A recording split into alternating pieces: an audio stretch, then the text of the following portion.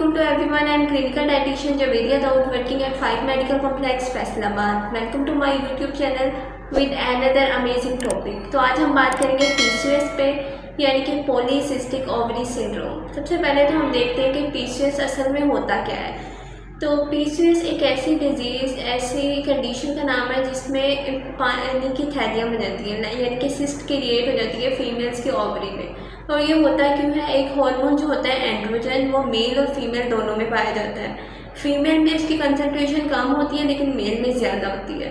अगर किसी वजह से फीमेल में इसकी कंसंट्रेशन ज़्यादा हो जाए तो क्या होता है कि male like appearance symptoms show होना शुरू हो जाते हैं। लाइक उनकी ओवरीज में सिस्ट क्रिएट हो जाती हैं, फेशियल हेयर को ग्रोथ स्टार्ट हो जाती है, यानी कि मुंह पे बाल आने शुरू हो जाते हैं। उसके अलावा बाल्डनेस, गंजापन होना शुरू हो जाता है, फेस पे एक्ने शुरू हो जाती है, मेंस्ट्रुअल साइकिल इरेगुलर हो जाता है। तो ऐसे सिम्टम्स क्रिएट होना शुरू हो जाते हैं। तो कुछ लोगों का ये कॉन्सेप्ट होता है, मिसकॉन्सेप्शन होती है कि PCOS को हम सिर्फ मेडिकेशन से ठीक कर सकते हैं। 80% जो फीमेल्स होती हैं वो अपना PCOS डाइट और अच्छी फिजिकल एक्टिविटी से रिकवर कर लेती हैं, लेकिन जो बाकी 15% होती है उनको सप्लीमेंटेशन की रिक्वायरमेंट होती है, फिर उनका PCOS रिकवर होता है। और जो सीवियर किस्म का PCOS होता है, जो रिमेनिंग 5% फीमेल्स में होता है, वो मेडिकेशन से ठीक होता है। तो आज हम इसी पे बात करेंगे कि PCOS को आप डाइट से किस तरह से मैनेज कर सकते हैं। ऐसी कौन सी डाइट है, ऐसे कौन से फूड्स हैं जो आपको लेने हैं, और ऐसे कौन से फूड्स हैं जो आपको अवॉइड करने हैं आपके PCOS को मैनेज करने के लिए।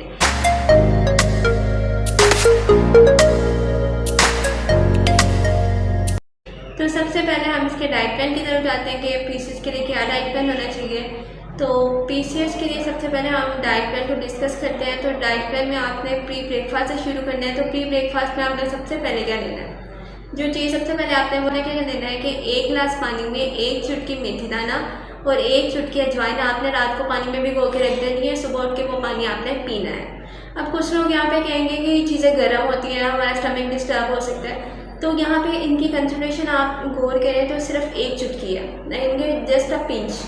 तो उसमें क्या होता है, 1 चुटकी से आपको कोई भी नुकसान नहीं होगा। और अगर हम इसकी गर्मी की बात करें कि इससे गर्मी हो जाती है, तो हम इसको पानी में ले रहे हैं। जब इसको पानी में लेंगे तो इसकी तासीर ऑटोमेटिकली ठंडी हो जाएगी, ठीक है। ओवरनाइट हम इसको पानी में सोख करके फिर ले रहे हैं, फिर इसका ऐसा कोई भी गर्म ठंडे का इशू नहीं होगा आपको। तो उसके बाद बारी आती है आपकी वॉक की। उसके बाद प्री ब्रेकफास्ट और ब्रेकफास्ट के दरमियान आपने एटलीस्ट 45 मिनट्स आपने वॉक तो लाजमी करनी है, क्योंकि जो PCOS का इशू होता है वो मोस्टली आपके सेडेंट्री लाइफस्टाइल की वजह से होता है। तो आप इसको कवर अच्छी डाइट और फिजिकल एक्टिविटी से ही कर सकते हैं। तो आपने क्या करना है कि 45 मिनट वॉक करनी है। अगर आप एक्सरसाइज कर सकते हैं, pushups, squats, strength training exercise कर सकते हैं। उसके अलावा आप वॉक करना चाहते हैं तो सिर्फ वॉक भी कर सकते हैं। फिर बारी आती है आपके ब्रेकफास्ट की। तो ब्रेकफास्ट में आपने क्या करना है, 1 ब्राउन ब्रेड का स्लाइस, उसके साथ 1 अंडा, ज़्यादा सारी सब्जियां ऐड करके। जब मैं ज़्यादा सारी सब्जियां ऐड करने का कहती हूँ तो इसमें आपने पालक का लाजमी एडिशन करनी होती है, क्योंकि पालक आयरन रिच होती है, फॉलिक एसिड होता है, ये चीज़ें फीमेल्स के लिए बहुत ज़रूरी है। उसके साथ आपने 1 सेब का इस्तेमाल करना है। ये आपका क्या होगा, ब्रेकफास्ट।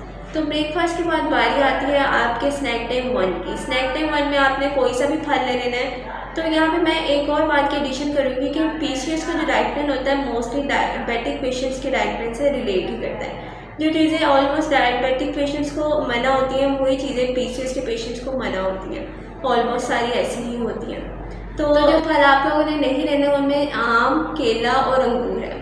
बाकी कोई भी आप दरमियाना साइज़ का फल इस टाइम ले सकते हो। उसके बाद बारी आती है आपके लंच की। तो लंच में आपने क्या करना है, 1 बाउल सैलड का लेना है और उसमें आपने 1 चम्मच अलसी के जो बीज होते हैं उसको दादर करके, याद रखें उसको पीसना नहीं है, पूरी तरह ग्राउंड नहीं करना है ग्राइंडर में, आपने उसको दादर करना है, मोटा मोटा कूटना है। फिर आपने उसको सैलड में ऐड करना है। उसके साथ 1 चम्मच आपने एप्पल साइडर विनीगर का ऐड करना है। ये आपका सैलड का बाउल होगा। उसके साथ आपने 7 इंच की यानी कि CD की साइज़ की रोटी, कोशिश करेंगे मल्टीग्रेन आटे की खाएं, उसमें फाइबर की अच्छी अमाउंट प्रेजेंट होती है और ये आपके लिए बहुत फ़ायदेमंद है मल्टीग्रेन आटे की रोटी एज़ कम्पेयर टू आप गंदम की सिर्फ रोटी खा रहे हैं। तो उसके साथ आपने घर का बना हुआ कोई से भी 4 से 5 चम्मच सालन ले लेना है। याद रखें आलू और चने की दाल बनाए, बाकी कोई भी सालन आप ले सकते हैं। उसके बाद बारी आती है स्नैक टाइम 2 की। तो स्नैक टाइम 2 में आपने क्या करना है, आपने ग्रीन टी का 1 कप लेना है। उसको जब आपने चूल्हे से उतार लेना है तब आपने उसमें गरम गरम ग्रीन टी में 1 इंच दालचीनी का टुकड़ा ऐड करना है। याद रखें कि चूल्हे पे दालचीनी के टुकड़े को नहीं पकाना। आपने जब चाय को उतार लिया,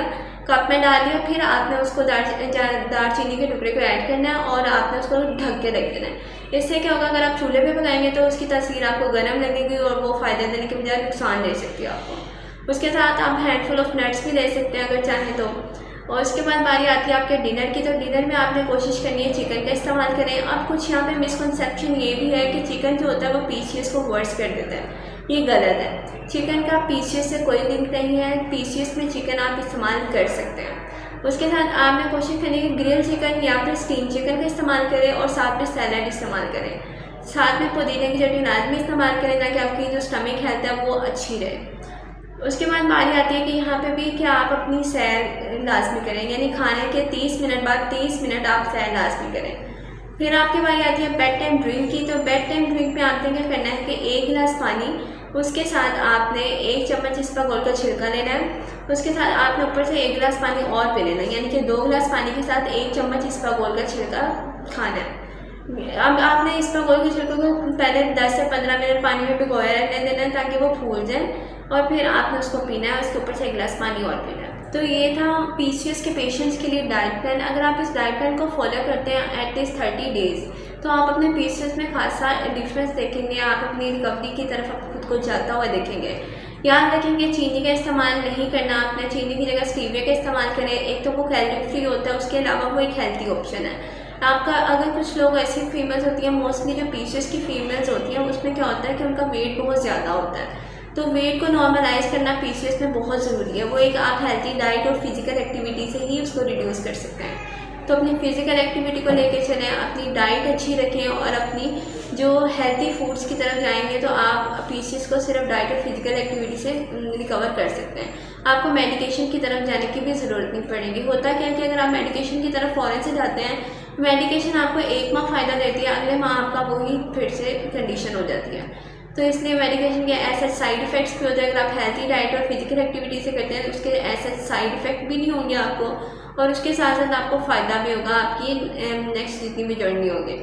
तो होप सो आपके लिए ये इफेक्टिव रही होगा। आऊँगी मैं अपनी नेक्स्ट वीडियो के साथ। अगर आपको मेरी ये वीडियो पसंद आई हो तो आपने क्या करना है, मेरे चैनल को सब्सक्राइब कर देना है और बेल आइकन का बटन दबा देना है ताकि नेक्स्ट जितनी भी वीडियोज़ आएँ उनके नोटिफिकेशन आपको मिलते रहे। तो आऊँगी मैं अपनी नेक्स्ट वीडियो के साथ। तब तक के लिए अल्लाह हाफिज़।